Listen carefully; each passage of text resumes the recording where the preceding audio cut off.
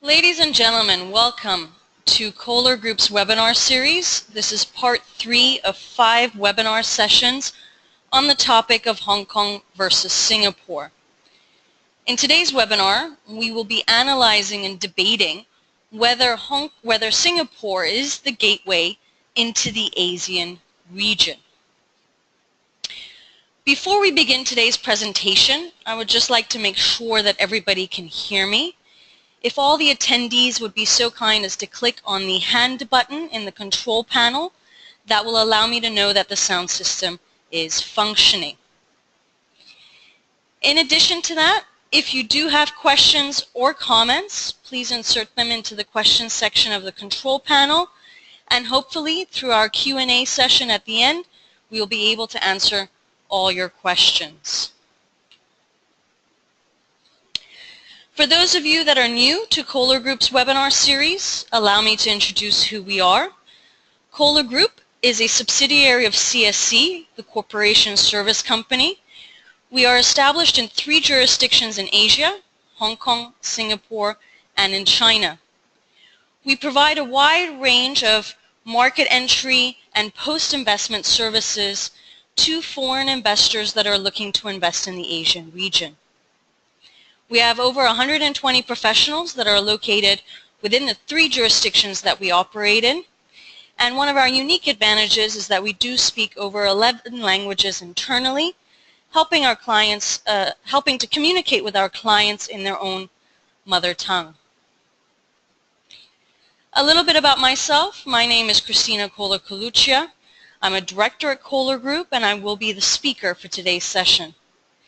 I've been with the firm since 2003 when we first opened our Shanghai office, and I've been aiding Western clients in terms of their market entry and expansion, not only into China, but also Hong Kong and Singapore. I'm co-author of our monthly magazine, which is ChinaInvest.biz, and if you're interested in subscribing to it, it is free of charge. It highlights all the latest trends and regulations that are occurring within the region. So without further ado, let's begin with today's presentation. Is Singapore the gateway into the ASEAN region?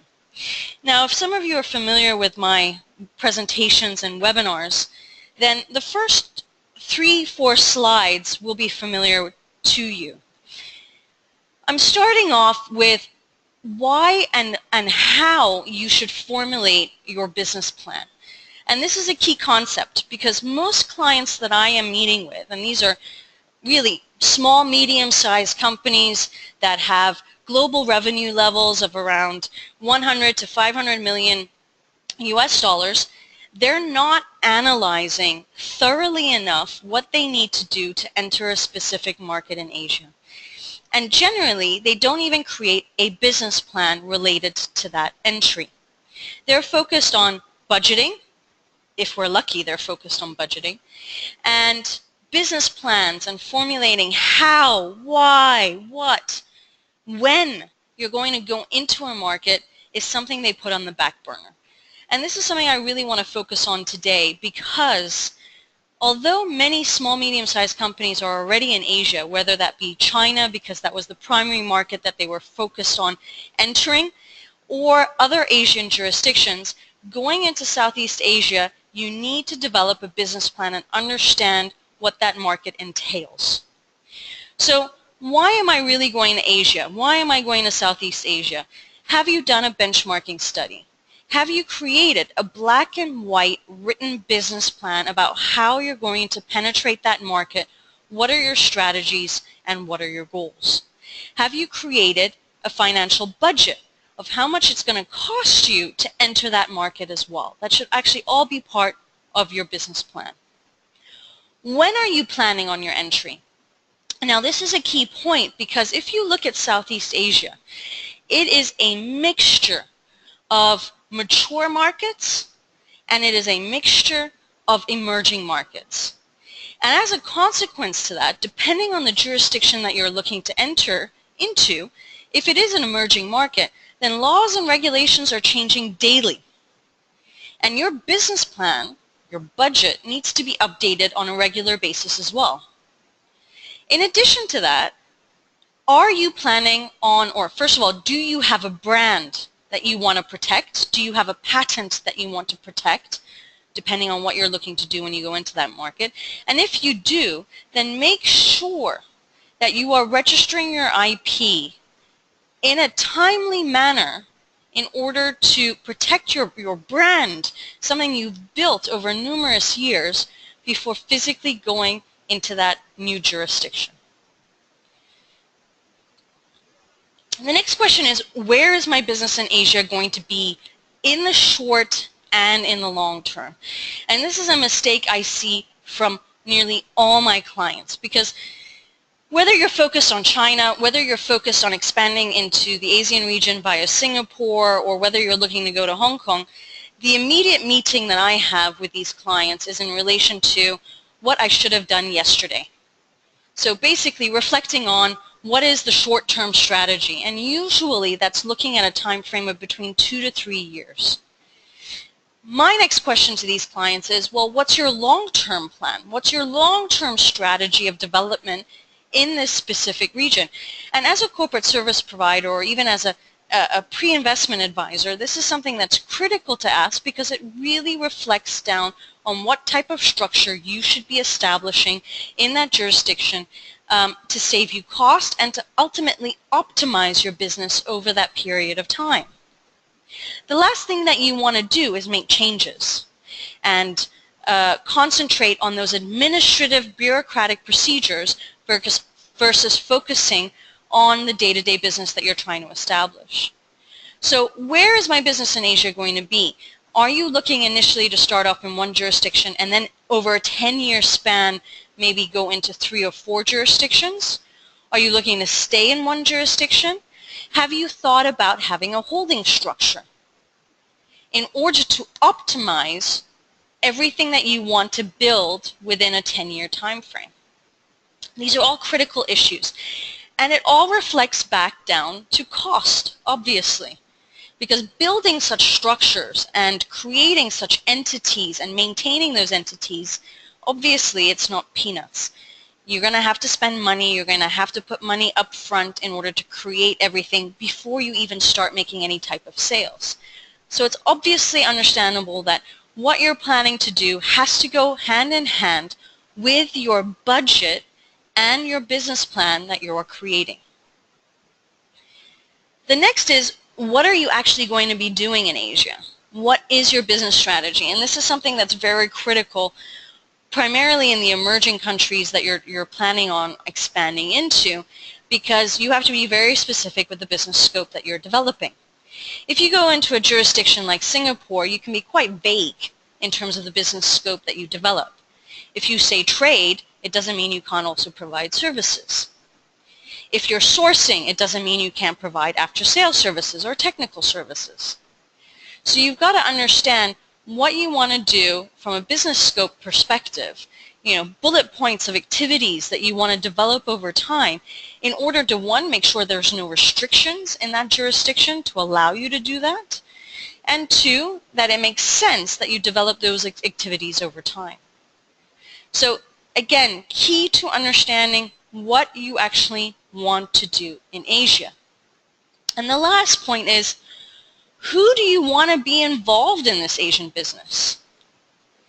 How do you want to start your business off in order to save cost or in order to build your business? And I've listed a few points here in terms of what I see my clients debating about in terms of who is actually going to run and build the Asian business. Are you going to start off with an agent or distributor? Are you going to have a department in your home jurisdiction that's going to be responsible for developing that business? Are you going to second an expatriate to Asia to build that business because he already has the experience and the philosophy that's been developed within your company that he can then replicate that locally in Asia? And if you are going to second an expatriate, where's he from? Does his passport jurisdiction allow him to easily get a visa? And what are the costs associated with that? Because seconding expatriates is never ever a cheap process. Are you going to localize your business? And instead of seconding expatriates, maybe your idea is, I will just have people from the headquarters travel in and out on a regular basis, and I will localize my business, have people who are familiar with the market, who understand the market, who I just need to train in order to understand my product, understand my service, understand the company philosophy, and we will localize our business. Or what I'm seeing a lot of now, particularly in the emerging jurisdictions where it's still relatively newish markets, is a mix of cultures.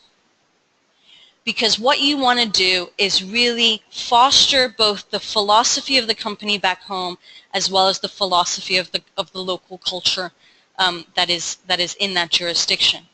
And usually how that's done is that you will have two general managers that are, one a Westerner seconded to the region and the other a local, who is both working together to build, train, educate the local employees, to foster a mix of Western and Eastern cultures to build the business locally. Now, in order for people to understand, is Singapore the gateway to the ASEAN region, you have to also understand what the ASEAN region is. Why was it developed? What was its purpose and who is involved in it? And I think that the easiest way, particularly because of the political situations that are occurring right now on a global basis, the easiest way for me to explain the ASEAN is to reflect it on the European Union. The ASEAN region is an association of Southeast Asian nations. It's made up of 10 countries: Brunei, Burma, Cambodia, Indonesia, Laos, Malaysia, Philippines, Singapore, Thailand, and Vietnam. It was established back in 1967, and that's something that a lot of people don't realize. The ASEAN region is old. It's from 1967. And the last nation to be part of the member was Cambodia in 1999. So it's a well-established association of nations. Now, similar to why the UK exited the European Union, this is a fear that I have with the Association of Southeast Asian Nations, is that you have 10 countries that are in very different economic situations. You truly have the emerging markets, and you have the mature markets like Malaysia and Singapore. And obviously, each country, some are taking more rather than putting in more, and others are putting in more financially versus taking more out. But the main purpose of the ASEAN region, which let's keep in mind on a couple of statistics, it's made up of 610 million people. Its size surpasses 2.3 trillion US dollars. And it grows, I mean, in the last 10 years, it grew by 6%. And currently, if you look at the ASEAN as a country, it is right behind the key economic nations of the US, China, Japan, Germany, France, and the UK. So it's not something to ignore. Now, what were the main purposes, which quite frankly are very similar to the main purposes of why the EU was firstly established? It's to accelerate economic growth, social progress, cultural development, regional peace and stability, active collaboration and mutual assistance on matters of common interest, whether it be economic, social, cultural, technical. It's there to develop the agricultural industry, particularly in the emerging markets. It's to promote Southeast Asian studies. It's there to promote linkages for the population of these 10 Southeast Asian nations. And it's there to maintain close and beneficial cooperation with existing neighboring countries and global countries as a whole. Now, let's look at the ASEAN Connectivity 2025. This is basically where I personally see opportunities for foreign investors that are looking to go into that region. The ASEAN Connectivity 2025 is basically a committee that is looking to promote and has defined key areas of where promotion and collaboration need to be focused on. And again, like I said, this is really for me where I believe there's opportunities for foreign investors. Here's a map. You can see all 10 Asian nations highlighted in yellow. The issue is obviously they're islands, all separated one from another. And one of the key focus areas is sustainable infrastructure. The ASEAN region needs on average 110 billion US dollars of infrastructure investment each year to support future growth. And the aim of the ASEAN Connectivity 2025, which has a master plan, it aims to help investors seize opportunities in sustainable infrastructure by improving project preparations, enhancing infrastructure productivity, and supporting cities in adopting sustainable practices. Where are they going to get the technology to be able to do this? They don't have it internally, unless you're looking at the mature markets. So generally, they're aiming to look at the West to help them make that development. Digital innovation. This is something that every single country globally is focused on, is digital innovation.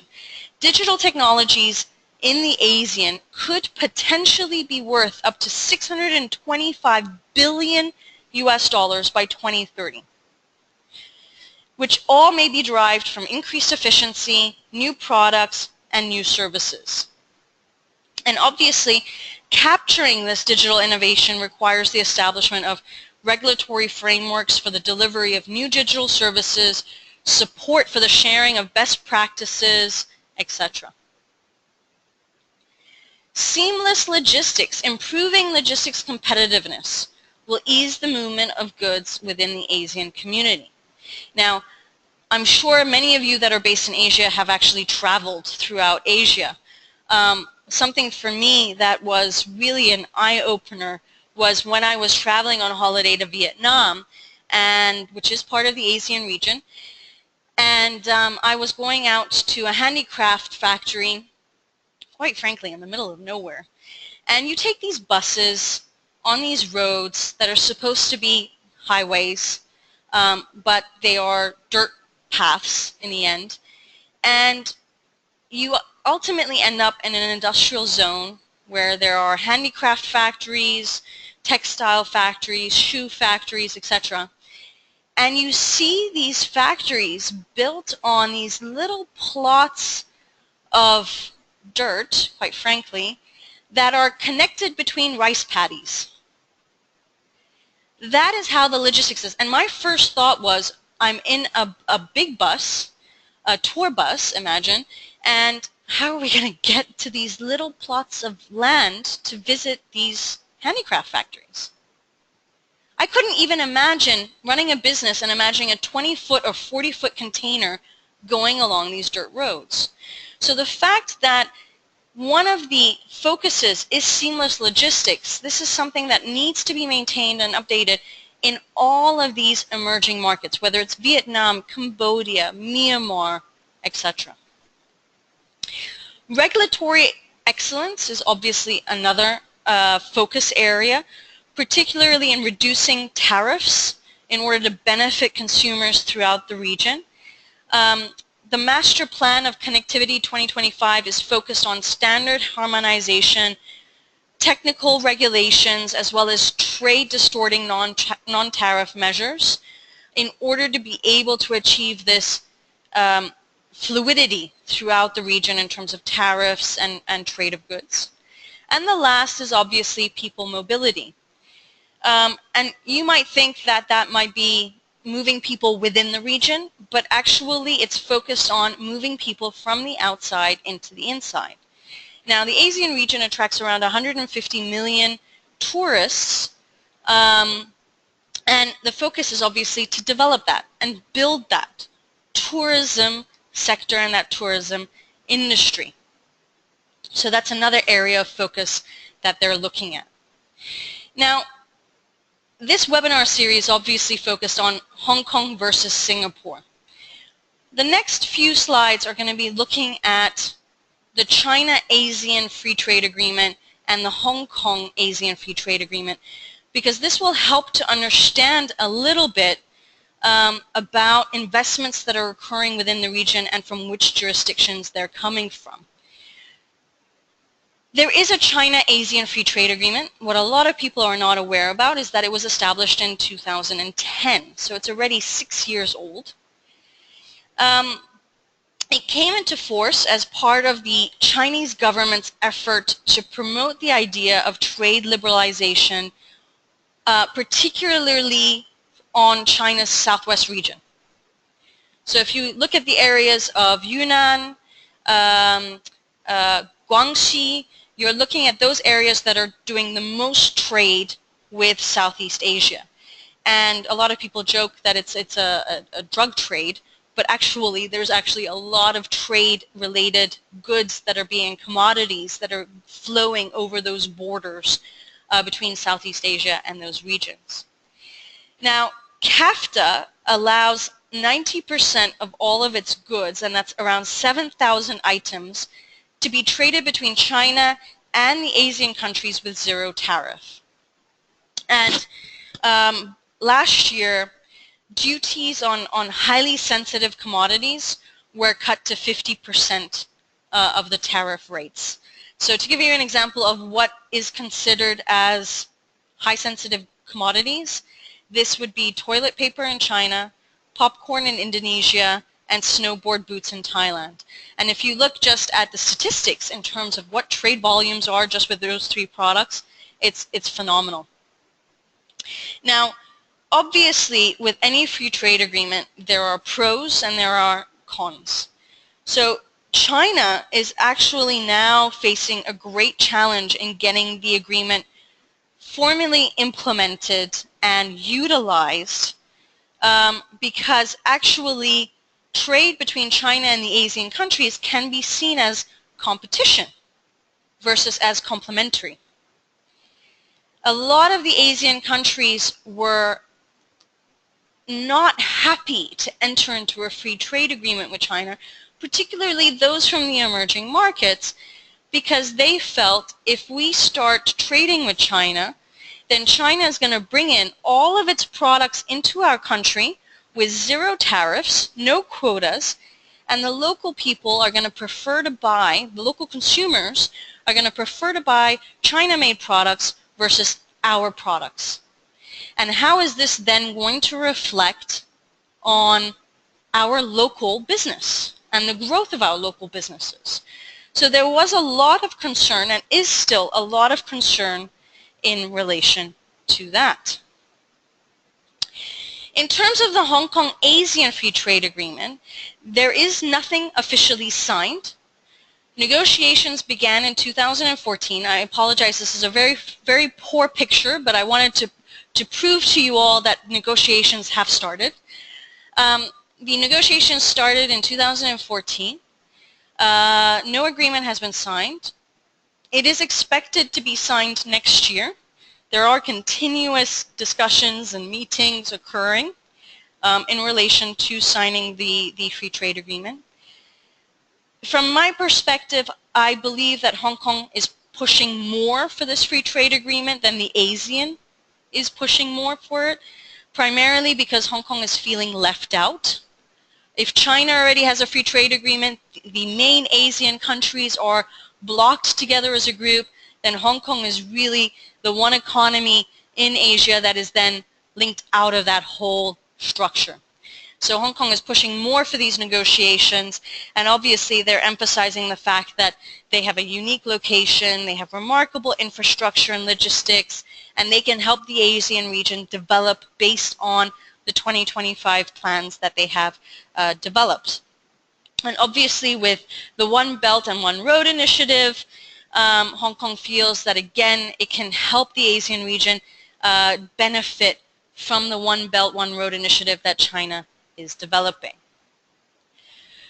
So now let's look at where foreign investors, or how foreign investors are investing into some of the key ASEAN jurisdictions.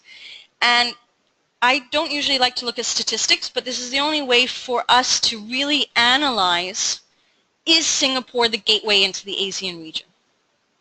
And one thing I do want to just mention here, the statistics that I have are relatively old. They're from 2013, 2014. There was nothing that I could find that was newer data and was reliable data. As such, I'm sure things have changed over time, but not as drastically as we probably assume them to be. So let's look at foreign investment into Indonesia. If you look at foreign investment into Indonesia, the main jurisdiction that is investing in that jurisdiction is Singapore at a rate of 20%. Thereafter it's Japan, thereafter it's Malaysia, and then you're looking at the Netherlands, UK, US, and South Korea.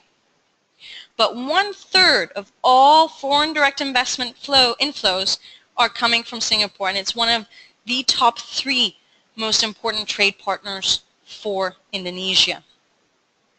So that's one point, as Singapore is utilized as the gateway into the Indonesian market. And what I've just added as a reference to the attendees is what invested sectors are people going into? And if you look at Indonesia, it really is the primary sectors in terms of mining, food, transport, agriculture, etc., where people are investing into that market. Now let's look at foreign investment into Malaysia. The number 1 investor for Malaysia is Japan at 20%. So almost one third of all investments are coming from Japan. Directly behind, you're looking at Singapore, followed by the Netherlands and Hong Kong. So Singapore is ranked as number 2 as the main investor going into Malaysia. And again, you can look at the sectors where people are investing, whether it's manufacturing, mining, finance, etc. So with Malaysia, actually Singapore is really at the level of Netherlands and Hong Kong, mind you, in terms of who is going into that region. Now, there are no statistics available for Vietnam specifically, but I did want to highlight what are the main investors that are going into the Vietnamese market. And from the sources that I've gone through, the top 3 are actually South Korea, Malaysia, and the UK. So if you look at comparing Indonesia and Malaysia with a mixture of both Asian nations and European nations, as well as the US and the UK, if you look at Vietnam, really the 3 main investors are South Korea, Malaysia, and United Kingdom. And this may have political reasons behind it, obviously. And obviously in Vietnam, currently, the main category of investment is in manufacturing. Let's look now at Thailand. And what's interesting about Thailand is, again, Japan is the number 1 investor, accounting for 2/3 of all investments that are going into that market. Now, Hong Kong, surprisingly, is ranked number 2. And Singapore is all the way down at number 5. So if you're looking now at the last 2 nations, Vietnam and Thailand, Singapore is really at the bottom of the scope. And Hong Kong is actually picking up. If you look at Cambodia, the main jurisdiction that's investing into Cambodia is China, which again surprises a lot of people. But Cambodia is truly an emerging market that is aiming to develop itself in the primary sector, which is really infrastructure, agriculture, etc. And with China being so close by, it is the main investor going to that region. This is followed by South Korea, Vietnam, Malaysia, and Taiwan. So all other Asian nations that are looking to go into Cambodia. The last is looking at the Philippines, and I think the Philippines is very interesting from my perspective, because the Philippines, if you look at its location, it's really the furthest nation outside of the ASEAN region and scope. And if you look here, the primary investor into that region is the British Virgin Islands, so we all know that that's generally holding entities that are investing into the Philippines at a rate of around 34%. You have U.S. companies that are investing directly into the Philippines. This is followed by Japan, the Netherlands, and then Singapore, which is ranked 5th. So again, every nation has its uniqueness in terms of what countries are actually investing in that jurisdiction. And there is no consensus about what is the best jurisdiction to go into a specific market. So let's summarize with the 6 nations that we just looked at. In terms of the remaining 4 nations, Brunei, Burma, there were no statistics available for those regions. So I did not feel it was a necessity to put that data up here. But let's summarize. If you look at Indonesia, it's ranked, Singapore is ranked as the #1 investment vehicle. Malaysia, Singapore is ranked as the #2 investment vehicle. Vietnam, Singapore is not used as an investment vehicle, but rather the other Asian jurisdictions. Thailand, Singapore is ranked 5th. Philippines, Singapore is ranked 5th. And Cambodia, again, Singapore is not ranked as a main investment vehicle. What I want to highlight in addition related to Cambodia is that probably CAFTA plays an important part. The China-ASEAN Free Trade Agreement plays an important part in terms of the investments that are occurring in that jurisdiction. Now, how do I personally see things changing?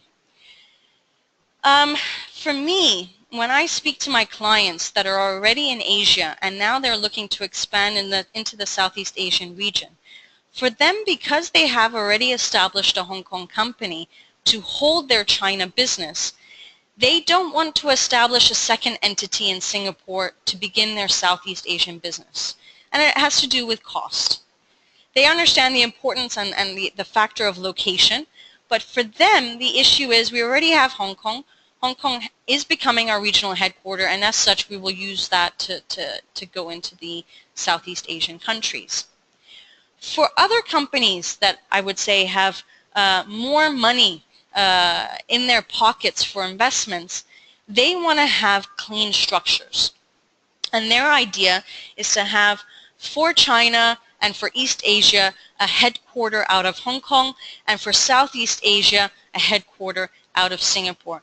They feel more confidence in terms of building that type of structure by separating the businesses. They feel more protected because they do feel that when going into the Southeast Asian countries, it is definitely, depending on which jurisdiction, it is definitely more corrupt than China is today, because China has definitely improved over time. And they just want to separate what has been developed over a certain period of time and what's now newly coming. So let's highlight what are Singapore's advantages. So Singapore's advantages, I've listed the top 10 reasons from my perspective in terms of why they are. And let me just highlight a few other benefits as well. So for me, one is the strategic location. Obviously, Singapore is situated in the heart of Southeast Asia. It gives you access to 2.8 billion people within just a few short flight hours. It has one of the busiest ports in the world, and it is classified as an international maritime center. It has one of the top airports in the world. I think it's been nominated or has won the best airport in the world for 20 consecutive years, and it really is one of the main hubs. In addition to that, Singapore means business. It's known for its pro-business environment. It's capable of attracting sizable foreign investments and business entrepreneurs. You can establish a company within 1 to 2 working days. It's very straightforward in terms of administrative processes, and there's an ease of doing business there. It has an outstanding tax system, which obviously for any tax advisor and for any financial team of a company, tax is always a key point to consider when going into a market. And one of Singapore's unique advantages is its low effective personal and corporate tax rates. Personal income tax has a tier system that starts from just 0% and goes up to 20% for income above 320,000 Singapore dollars. Corporate tax rate for Singapore private limited companies, for profits of up to 300,000 Singapore dollars, it's below 9% and capped at a flat rate of 17%. Singapore does have a tax on goods and services, which needs to be kept in mind whenever trading through Singapore. It has flexible immigration policies. Obtaining work visas, you need to defend why you want to have an expatriate located in Singapore, but otherwise to obtain the work visas is relatively straightforward. It does have a comprehensive intellectual property protection system. It has an honest and open government, so it does have political stability. And it does have one of the best labor forces in the Southeast Asian region as well. Now, with any jurisdiction, there are disadvantages. So the first for many, and obviously this is highlighted through the media, is that it's rule-bound, right? And with very strict rules. I mean, you can't chew chewing gum in Singapore without being fined or penalized. So this is a key factor, obviously, and you need to be very careful in terms of what you want to do. You don't have the full liberalization available to you. The weather is hot and humid, which is always a difficulty for many expatriates that are moving into the region. It is a relatively small country, similar to Hong Kong. It's an island, so people have to be aware of that. There is uniformity. There is always, and I say this as a disadvantage, there's the decoding of Singlish. Obviously, understanding how the Singaporeans speak can be a difficulty for many, and you do need to understand their slang and how they're using their words. But this is very similar when you even move to China.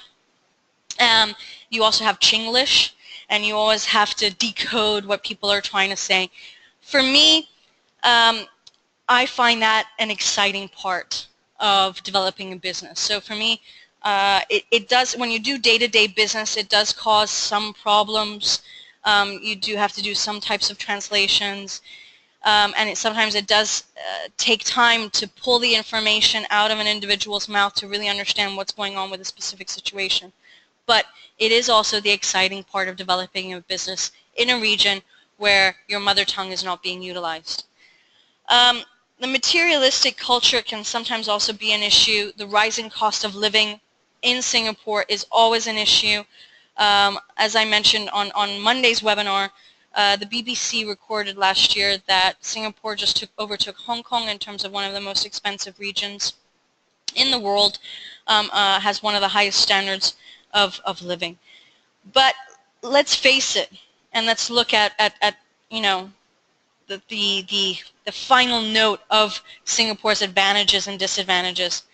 Despite all these complaints, Singapore is still considered one of the top destinations for expatriates or for foreigners. It's still considered an exciting city to go and live in. And the ABC News did a study recently on what is the happiest country in Asia, and Singapore was ranked as #1. So despite all of these issues, if you would compare it now to Hong Kong, the city is clean, it's green, there's not as many pollution issues as there are in Hong Kong, so this is something also to keep in mind. So as I had mentioned earlier in the presentation, when looking at the foreign direct investments that were going into the 6 specific Southeast Asian nations that are growing dramatically, for Indonesia and Malaysia, Singapore was ranked 1 and 2. And obviously, from my perspective, I see those types of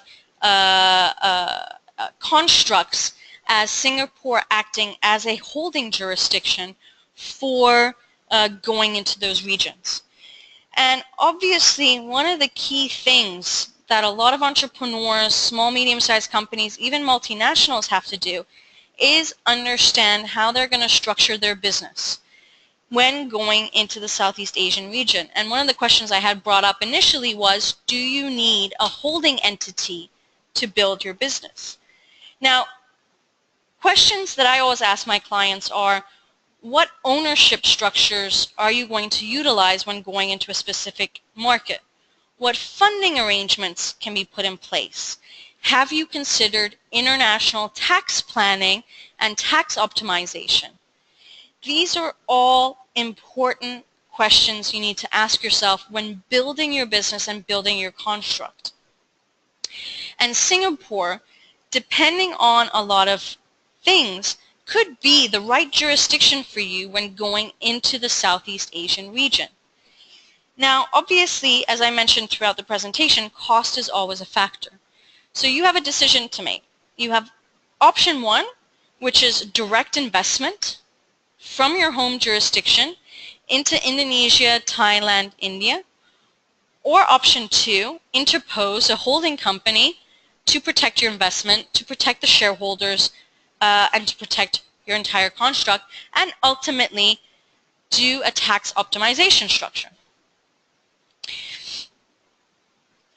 Now, by having a Singapore holding company, there are additional advantages that you can gain besides just looking at tax planning and opportunities and looking at ownership structures, funding arrangements, etc.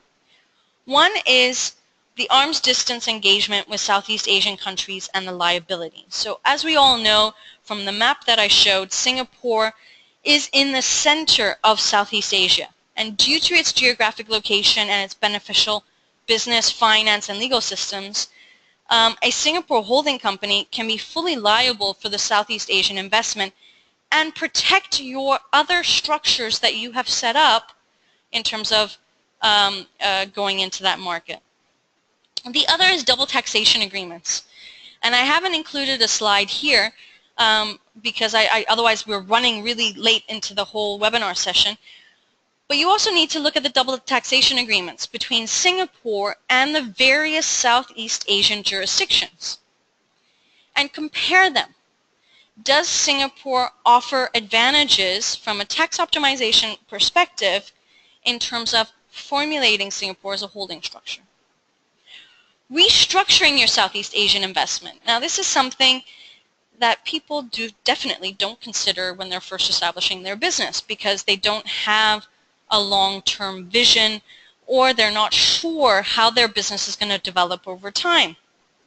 But any restructuring, reallocation, or sale of your Southeast Asian investment would be much easily facilitated via Singapore, which has a black and white legal system, versus doing it from any of the emerging markets that you're looking to enter into Southeast Asia. And last but not least, you're looking at the shareholding and incentive scheme for employees.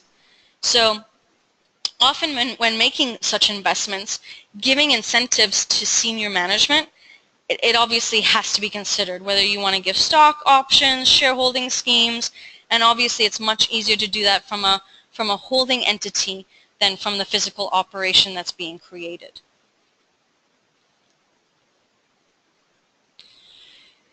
The last slide is just looking at a checklist. It's something that should help you to create your business plan and your budget for when you're going into the Southeast Asian region. So obviously, do your market research. Analyze which jurisdiction is the best jurisdiction for you, which jurisdiction do you want to go into.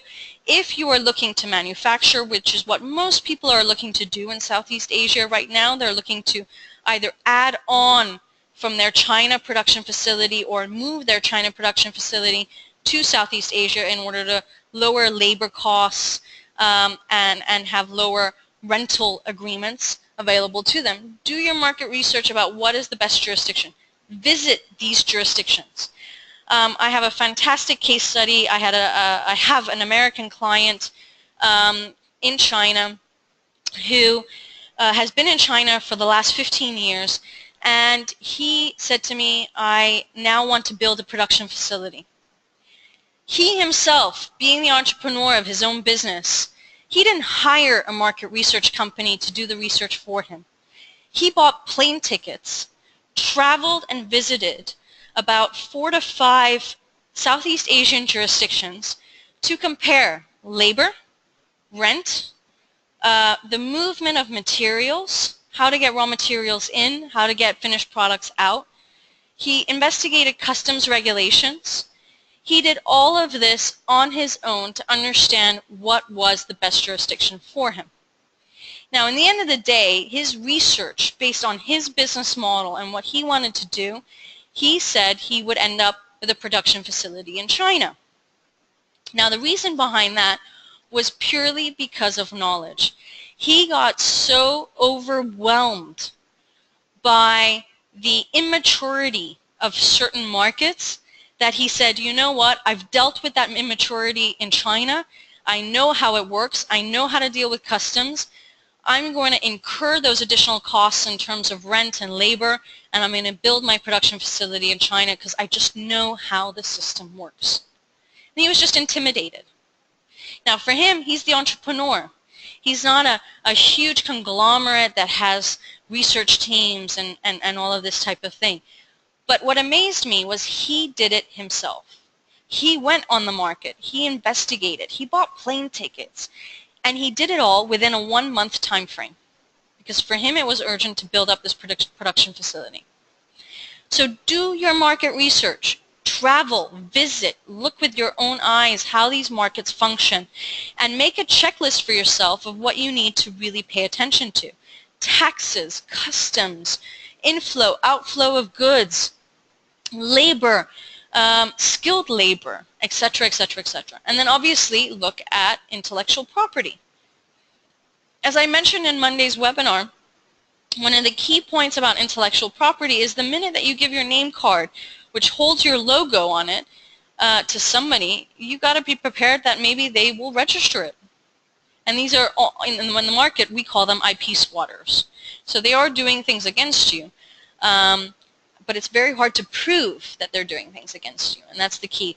Register your intellectual property and know what is the best system about registering your intellectual property. Whether it's better to register it in each individual jurisdiction or whether to register it through the Madrid Protocol. Cultural differences. Establish the right culture from day one. And this is something that I think is very difficult in the ASEAN region. And let me explain to you why. You have numerous religions and cultures that you need to deal with, all the way from Muslim, Buddhism, Catholicism, etc. It is a melting pot of jurisdictions, a melting pot of cultures that you need to understand before going into that market. And I feel that that's really truly a complexity that the ASEAN region provides. The culture in Singapore is very different than the culture in Vietnam or in Thailand or Malaysia. The food is so different in each jurisdiction. And when you decide on the right jurisdiction, you've got to implement that right culture. I always say this to my clients, because I truly believe it. You are a guest in that country. And whether you are European or American, it's not now that you can convert your Vietnamese employees into becoming European. It just does not work. So just remember, you're a guest going into that country. You're trying to create a profitable business that will build the economy of that country, but ultimately you are a guest there. And be culturally diligent of your surroundings. Avoid a lack of attention and communication with your partners and with your staff. So basically, you know, from my perspective, whether you go into Singapore, Hong Kong, China, Vietnam, Thailand, Malaysia, wherever that might be, remember that you have to pay attention. Don't ignore your business. And a key point there is obviously if you ignore your business, then you might get yourself into certain ethical situations that you would never even consider doing or being involved in the West. So be aware of that. Dealing with inexperienced foreign and local staff, I see this a lot, particularly with companies that are on very tight budgets. Make sure that you do train your staff in terms of knowing what they can and cannot do. Have guidebooks and employee handbooks available that they're aware of what your philosophy is. Licenses, and be aware of government interaction. This is particularly valid in the emerging markets. Make sure you're aware of what licenses you need to build up your business. Be aware of government preferential treatments that are promised to you, whether that's tax rebates or tax exemptions. Vet your suppliers, customers, partners, service providers. And when you do build your business, do regular health checks, do internal audits, appoint the appropriate directors and senior management personnel, assess internal controls and actively monitor those controls, develop a fraud response plan, particularly when you're going into the emerging markets, and obtain advice. You can't imagine the quantity of companies that still come to us and say, oh, I don't need a referral to a partner in a certain jurisdiction. I have a friend who is located there and he will help me out. And lo and behold, you get a phone call 3 months later and the individual is in trouble with his business. So just be aware of that. Now, in conclusion to today's presentation, the question of this webinar was, is Singapore the gateway into the ASEAN region? Well, if you look at the statistics in relation to the investments that are occurring into the Southeast Asian nations, Singapore is only just one of the jurisdictions that is being utilized to go into those regions. And as you can see, you still have the British Virgin Islands that's being used. In some cases, you have Hong Kong being used. And you have to analyze at that point, why? Why is it not just Singapore that is utilized as the gateway into the Southeast Asian region? And for what many people aren't aware of is that it could very well be due to the double taxation agreements. Maybe Hong Kong has a better double taxation agreement than Singapore does. It could very well be that to go into the Philippines, British Virgin Islands is just a common entity structure. In places like Cambodia, where it is truly still an emerging market that is primarily focused on agriculture, manufacturing, etc., you're looking at a lot of investments from China, primarily because people are building up second production facilities in Asia, and maybe they're doing that investment directly from China. There could be many reasons behind these constructs, and the key point is meeting with your advisors to guide you on what is the best structure to develop with the existing structure that you have. So in conclusion, there is no conclusion. Is Singapore the gateway into the ASEAN region? For the time being, it is not the sole gateway into the ASEAN region. There are many other options available to you. And I want to end today's webinar with just saying that you need to find out what is the right construct for you in terms of your development into Southeast Asia. Ladies and gentlemen, we have run out of time, and the more that I stay online, the greater that the file is for the recording.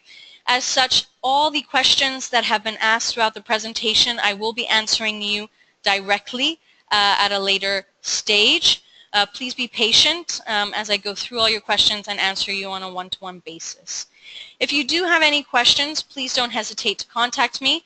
I'd be happy to answer them directly. And last but not least, we still have an additional 2 webinar sessions tomorrow and Friday. If you find these sessions intriguing, please register for them and we'd be happy to see you online.